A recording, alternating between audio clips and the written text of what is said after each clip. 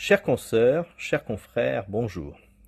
C'est toujours avec joie que j'ai envie de vous partager quelques pépites que j'ai collectionnées au gré de mes formations, interventions et conférences.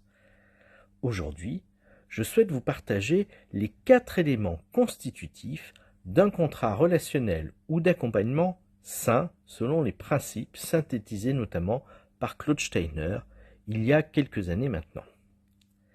Mais cet apport est toujours d'actualité et central pour tout professionnel de l'accompagnement. Je vous proposerai d'y ajouter ma touche personnelle qui ne vient nullement affaiblir la portée de ces propos, mais qui vise plutôt à l'enrichir, la clarifier, je l'espère.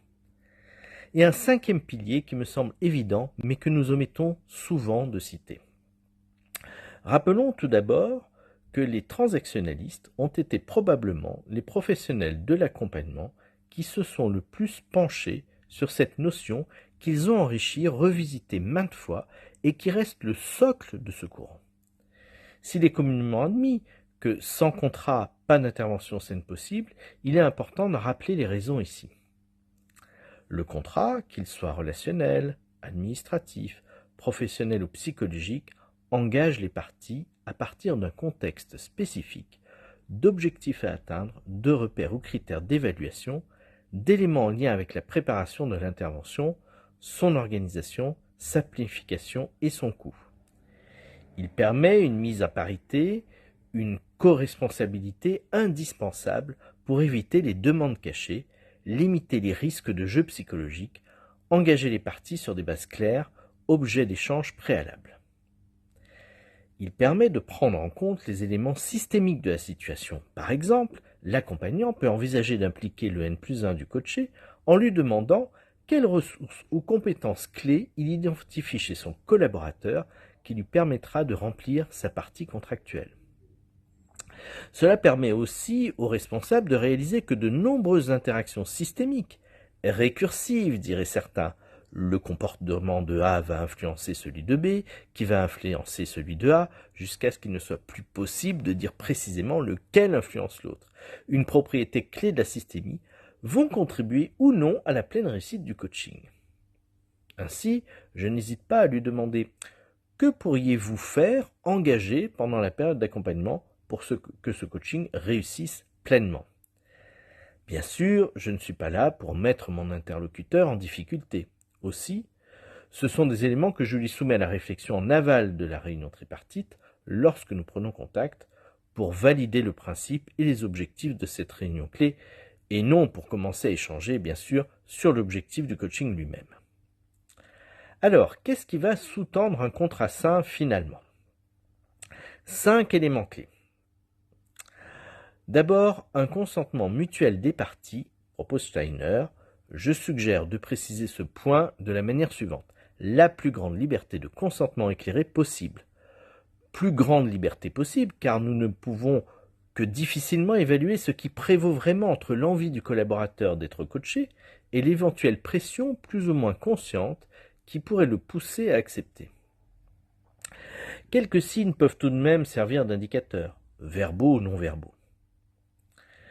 Être dans son champ de compétences également, pour limiter les risques d'intervention dommageables et les illusions. Même s'il serait inquiétant de prétendre n'avoir jamais tapé à côté, le dommage n'est pas le propre des amateurs, mais sa non-détection et sa non-prise en compte par l'accompagnant, si. Une obligation réciproque ou encore une juste rétribution des parties pour le travail fourni, notamment pour l'accompagnant professionnel. Cela peut prendre plusieurs formes selon qu'il est interne au système, temps professionnel dédié, frais pris en charge, reconnaissance par le système de la valeur ajoutée et de la pertinence de l'accompagnement, respect de la déontologie du métier. Ou externe, dans un champ commercial, donc rétribué financièrement ou solidairement, sous forme de troc par exemple.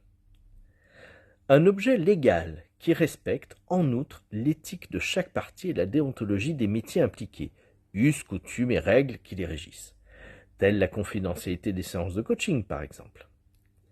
Et enfin, un contrat réévaluable et rompable.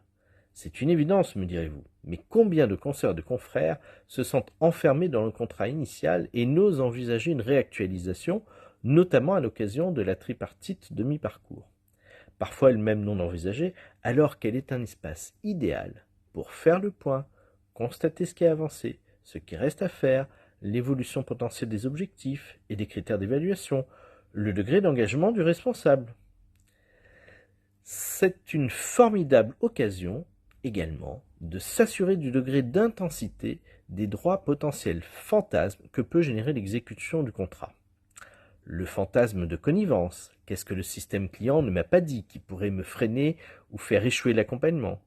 Le fantasme patronal, qu'est-ce que le coach professionnel et mon responsable ou le système élabore qui pourrait contrecarrer mes envies, mes intérêts, ma carrière?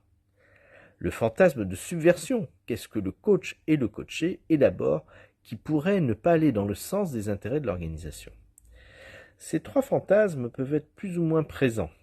Ils se manifestent souvent de manière insidieuse, du style au détour d'un couloir. Au fait, monsieur le coach, comment se passe le coaching de X? La réactualisation du contrat et la rupture doivent elles-mêmes être clairement décrites pour éviter ce que vivent parfois les coachs professionnels, le ghosting ou la disparition du client, qui peut laisser l'accompagnant dans une grande perplexité, une inquiétude liée au manque d'informations sur ce que son client vit ou traverse. Alors, reprenons brièvement les 5 piliers d'un contrat sain. Plus grande liberté de consentement éclairé possible des parties. Respect du champ des compétences des acteurs. Juste rétribution. Légalité et respect de l'éthique et de la déontologie des métiers en présence. Réajustement aux ruptures possibles du contrat, précisé de manière claire et explicite. Voilà un apport que j'espère utile.